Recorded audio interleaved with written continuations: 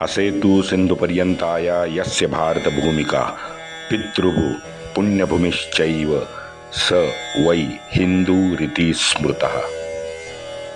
भारत भू का सच्चा छिपाया गया इतिहास आपके समक्ष रखने का हमारा प्रामाणिक प्रयास है। हमारे इन कोशिशों को लाइक सब्सक्राइब करके आप हमें सहयोग करने की कृपा करें। बेल बटन जरूर दबाएं। आज तक हमने इतिहास में ईसा पूर्व 326 से 1857 का कुछ अनदेखा अनसुना जो इतिहास है वो उजागर करने की कोशिश की है। इससे आगे निजाम, मराठा और राजपूतों का इतिहास शेष है। कृपया सहयोग करें, वरना YouTube से ये हमारा इतिहास भी ओझल होने की आशंका है। वंदे मातरम। जय श्री राम। योगेश अनंत काले सभी सुनने वालों को प्यार भरा नमस्कार। वैसे हमारी बात मैकाले की हो गई थी और जैसे ही मैकाले का रेफरेंस आ गया और मैंने एपिसोड किया, उसके बाद में धड़ाधड़ मैं शिक्षा नीति पे और उसने जो सुझाव दिए थे हाउस ऑफ कॉमन्स में, हाँ, उसके बारे में लिखने लगा। और उसके बाद में बस आप पूछो मत, ऐसी विचारों की एक लिंक तैयार हो गई ना, बस धड़ाधड़ लिखते गया। 2 दिन में मित्रों, आप विश्वास नहीं करोगे, तकरीबन 6 से 7 एपिसोड मैंने 2 दिन में लिख दिए। अब जैसे लिख दिए, बाद में शाम को बस वो पढ़ रहा था, एडिटिंग कर रहा था, तो एडिटिंग करते फिर मुझे याद आया कि मेरे जितने भी श्रोतागण हैं, अब 70,000 के आसपास है, तो मैं ये नहीं कहूँगा कि हाँ मेरे कुछ है। 70,000 मेरे लिए बहुत बड़ा आंकड़ा है, बहुत बड़ा आंकड़ा है। तो उसमें से कुछ श्रोताओं ने मुझे बार बार लिखा कि योगेश जी, आप विषयांतर बहुत करते हो। ये जैसे याद आया, मैंने जो लिखे थे ना 6 एपिसोड में, उसकी तरफ देख रहा हूँ, मन में आ रहा है यार ये भी तो विषयांतर है। हमने सीरीज जो चालू की थी वो तो 1857 का स्वातंत्र समर पे चालू की थी, तो ये मैं शिक्षा नीति पे कैसे घुस गया। मैंने क्या किया मित्रों कि पहले तो वो मैकाले का पूरा पत्र, और वो मेरे पास पुस्तक है तो पुस्तक में से पूरी की पूरी उसने जो भी सुझाव दिए थे वो लिख लिए। अब उसके कंपैरिजन में हमारी गुरुकुल पद्धति कैसे थी, तो उसके भी रिकॉर्ड मेरे पास है। तो वो मैं फिर लिखते गया। लिखने के बाद में क्या कहूँ, मैं पतंजलि तक पहुँच गया। और उसके बाद में मैंने कहा नहीं, अब मैं ये गलती बार बार नहीं दोहराऊंगा। ऑलरेडी मैं बहुत बार गलती कर चुका हूँ, क्योंकि ना एक विषय आता है और वो विषय को विस्तार देते हाँ, हम कहीं के कहीं निकल जाते हैं। लेकिन आज मैं गलती नहीं करूँगा। लेकिन फिर भी अब योगेश अनंत काले है तो थोड़ी बहुत तो वो तो अपना चलाएगा ही, विषयांतर तो होगा ही। तो जाते जाते मैं बस एक रिकॉर्ड आपको सुनाता हूँ, मैं रिकॉर्ड बताता हूँ। कुछ तथ्य है हमारी शिक्षा पद्धति कैसे थी 1822 से 25 तक, 3 साल में इन गोरों ने एक सर्वेक्षण किया था। तो बस वो सर्वेक्षण जो किया था उसके आंकड़े मैं दे देता हूँ और हम फिर शुरू करते हैं बराकपुर की घटना से। तथ्य सुनो मित्रों, अपनी शिक्षा पद्धति 1822 से 1825 में किस प्रकार थी। मद्रास रेसिडेंसी के गवर्नर थॉमस मनरो ने यह सर्वेक्षण किया था और उस सर्वेक्षण के अनुसार मलबार एरिया, जो केरला का मलबार एरिया है, उसमें 1594 विद्वान अपने ही घर में गणित, ज्योतिष, धर्मशास्त्र और आयुर्वेद पढ़ते थे। दूसरा सर्वेक्षण, मद्रास जिले में यानी चेन्नई के जिले में गुरुकुल के विद्यार्थियों की संख्या 5,000 699 थी। ये आंकड़ा मैं मित्रों 1822 का बता रहा हूं। अच्छा, उसमें भी तमिल भाषी दक्षिण अर्काट जो शहर है उसमें परसेंटेज दिया है। परसेंटेज ध्यान से सुनो मित्रों। जो विद्यार्थी तमिल भाषी थे और वो दक्षिण अर्काट शहर में गुरुकुल में पढ़ रहे थे, उसमें सवर्ण 13% थे, 13।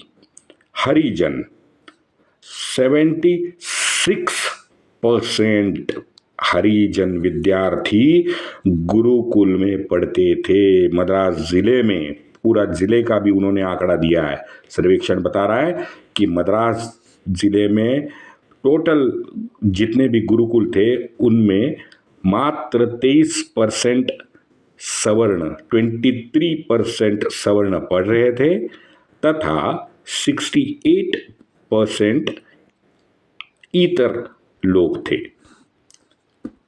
आ जाइए सेडम में। सेडम भी एक जिला है, तो सेडम में वही हाल है।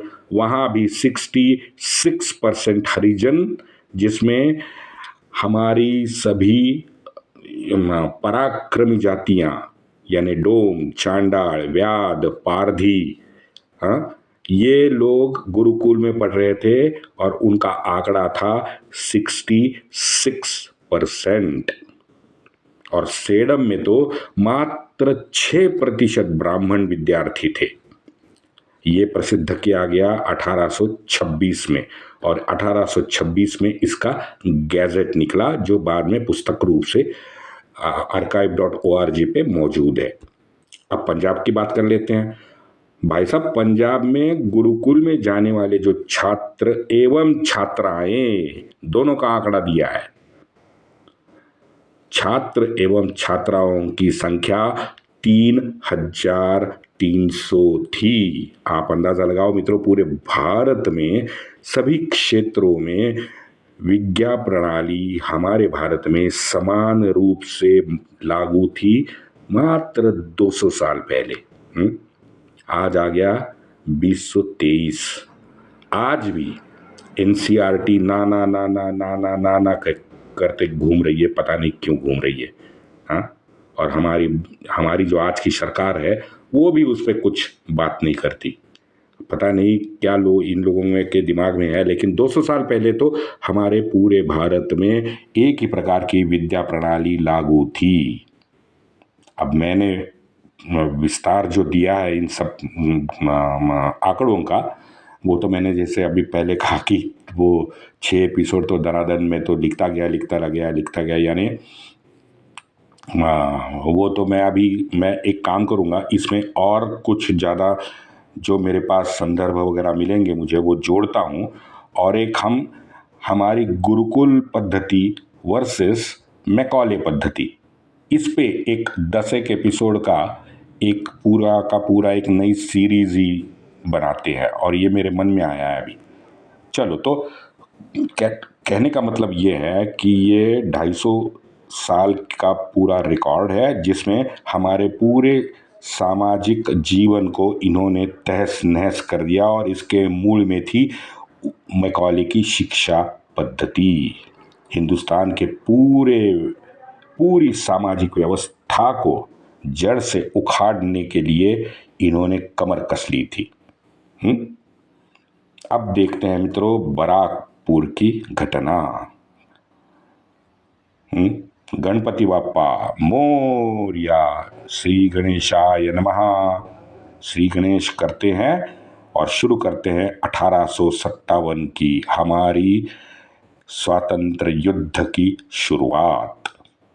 मित्रों, कलकत्ता से 22 किलोमीटर दूर एक गांव पड़ता था बराकपुर।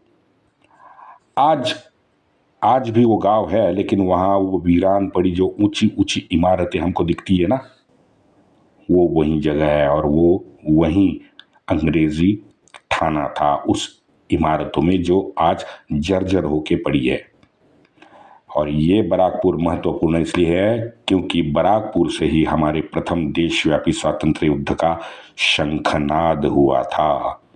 अंग्रेजों ने बराकपुर में वैसे पहली छावनी, मुझे हम लोग जो कैंटोनमेंट कहते हैं ना, सैन्य की पहली छावनी वो बराकपुर में ही बनाई थी।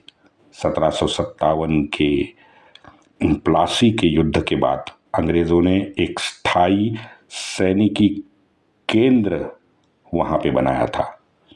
1765 में इन्होंने अपनी ये सैनिकी जो छावनी थी, ये छावनी संपूर्ण रूप से और सबसे मेन केंद्र के रूप में बराकपुर को चुना था।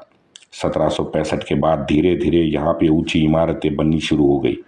इनमें से मैंने जैसे बताया कि आज भी जर्जर हालत में कुछ खड़ी हैं, आधे के तो खंडहर बन चुके हैं। और 29 मार्च को शीघ्र कोपी पंडित जी मंगल जी पांडे ने वहाँ पे एक गोली चलवा दी। एक को अपने दस्ते से एक गोरे को वहीं ढेर किया। और बराकपुर, मैंने बताया था, बराकपुर परेड ग्राउंड में ये सब उन्होंने कांड किया। एक को जख्मी किया और एक को वहीं ढेर कर दिया। अब मंगल पांडे अपने क्वार्टर गेट के बराक में उस दिन थे। अब वहाँ से वो अपने धोती संभालते संभालते, सिर्फ धोती पहने हुए अंदर बैठे थे, वो संभालते संभालते वो निकल गए और बाहर आके उन्होंने पहली तो गोली चलाई, दूसरे को दस्ते से मारा और अपने साथियों को बड़ी जोर जोर से वो आवाज दे रहे थे ग्राउंड में से। क्या आवाज दे रहे थे? निकल आओ पलटन, निकल आओ पलटन, निकल आओ, निकल आओ हमारे साथ। मित्रों, बराकपुर एक और तरीके से महत्वपूर्ण है जो हम सब नहीं जानते। बराकपुर में भारत का सबसे पहला रेस कोर्स भी है, जो इस गोरे ने 1806 में बनवाया था। वहाँ बैठने की बड़ी शानदार व्यवस्था है, बड़ी शानदार। हुगली के तट पे लॉर्ड कैनिंग की एक घोड़े पे सवार मूर्ति भी है, जिसे बंगाली आज अपनी धरोहर मानते हैं। देखो हमारी मानसिकता देखो मित्रों। हाँ, इनफैक्ट 2007 में सीपीआई, जो कम्युनिस्ट पार्टी ऑफ इंडिया है ना, इन सीपीआई वालों ने यहाँ एक बड़ा जश्न भी मनाया। क्यों? 2007 में इसलिए जश्न मनाया कि 1857 को 150 साल होने के उपलक्ष्य में ये उन्होंने जश्न मनाया। क्यों? क्योंकि हम लोग हार गए थे, तो सीपीआई वालों का जश्न मना बनता है भाई। विरोधाभास देखो, सभी भारतीय ही हैं, लेकिन मानसिकता देखो।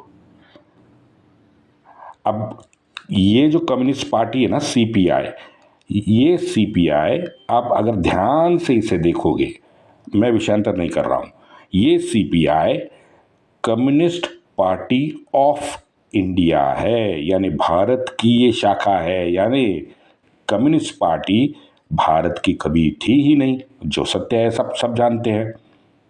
तो उनकी जो वफादारी है कम्युनिस्ट पार्टी वालों की, वो भारत के प्रति क्यों होगी बताइए? तो ये पहले स्वातंत्र युद्ध की 150वीं जयंती और जिन्होंने मनाई है ना, उन्होंने 1853 में, क्योंकि कम्युनिस्ट पार्टी के जो प्रणेता थे वो कौन थे? Karl marks.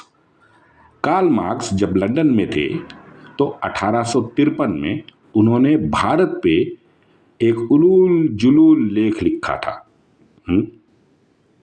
और भारत को उस लेख में कार्ल मार्क्स ने भर भर के गाली दी थी। वैसे जाते जाते बताओ मित्रों कि कार्ल मार्क्स अपनी जिंदगी में कभी भी भारत नहीं आया। इस विषय को यहीं छोड़ देते हैं। वैसे जाते जाते और एक बात बताऊं कि बराकपुर में आज भी 1832 में स्थापित एक मिष्ठान्न भांडार है। नहीं, ये बहुत लाइट नोट पे कह रहा हूँ और सच बात है। आप जो भी बराकपुर में वो खंडहर बनी इमारतें देखने जाओगे ना, तो आप वहाँ पे देखिए कि आज भी 1832 में स्थापित एक मिष्ठान्न भांडार है, जिसके बगल बगल में पास ही परेड ग्राउंड है, जहाँ पे हमारे पंडित जी ने गोरे को गोली मारी थी। 1757 का ये विद्रोह बैराकपुर और बहरामपुर तक सीमित बाद में नहीं रहा। इसके बाद पूरे बंगाल में इस तरह के विद्रोह तुरंत शुरू हो गए। चित्तोग्राम, ढाका, जलपाईगुड़ी, अब ये तो बंगाल में है, वो तो फिर उड़ीसा में भी विद्रोह शुरू हो गए। ज़रा सितंबर 1857 का ब्रिटिश पुलिस का खुफिया रिपोर्ट क्या कहता है वो देखते हैं। ये रिपोर्ट ब्रिटिश पुलिस की खुफिया विभाग की रिपोर्ट है। ये रिपोर्ट में कहा है, यहाँ लगभग 65 गोरे अफसर अब तक मरे हैं, यानी सितंबर तक मरे हैं। चित्तोग्राम का राजकोष का नियंत्रण अब विद्रोहियों के हाथ जाने के लिए तैयार है, यानी विद्रोहियों की एक भयंकर योजना कुछ बन रही होगी, जो खुफिया रिपोर्ट में सामने आ गई। इसके बाद कई दिनों तक राजकोष पे चित्तोग्राम के जो राजकोष था वो हमारी स्वतंत्रता सेना के राष्ट्रवीरों के नियंत्रण में था। अब अचानक हुए इस विरोध से गोरे तो हक्का बक्का रह गए थे। जलपाईगुड़ी में तो स्वतंत्र वीरों ने बराके तोड़ी, असला कब्जे में ले लिया और वहाँ के जितने भी स्थानिक लोग हैं वहाँ गली गली में जाके उनको जगाने का काम हमारे राष्ट्रवीरों ने किया। अपने राष्ट्र के लिए कुछ कर गुजरने की जो शपथ थी वो उन ग्रामवासियों को हमारे राष्ट्रवीरों ने दी।